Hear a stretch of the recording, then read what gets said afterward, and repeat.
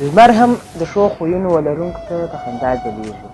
یوه ورځ مې د لمر څخه وپوښتل ته چې کله د ختیځې نړۍ څخه راوخېږې نو خورا تر او تازه روښانه او ځلانده معلومېږي.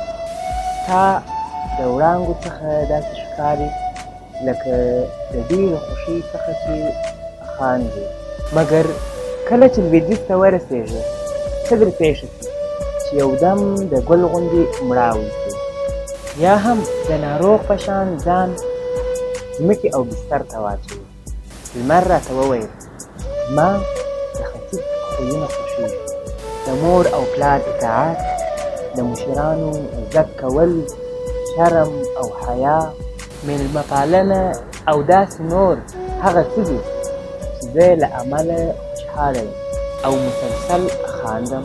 مګر د لویدیځ بې حیایي، د شرابو استعمال او نور ناوړه عادتونه مې د دې سبب کېږي چې توان مې لږ سي او مجبوراً ښکته شم. وروسته مې ځینې وپوښتل ته خو په لویدیځې نړۍ کې هم راپورته کېږې، بیا هم خواشینی او ګیلهمن یې. لمر وویل په لویدیځې نړۍ کې زما څهره زیات وخت په ورځ ګرد او غبار کې پټه وي، ځکه زه هلته بې نوره او بې خندا یم.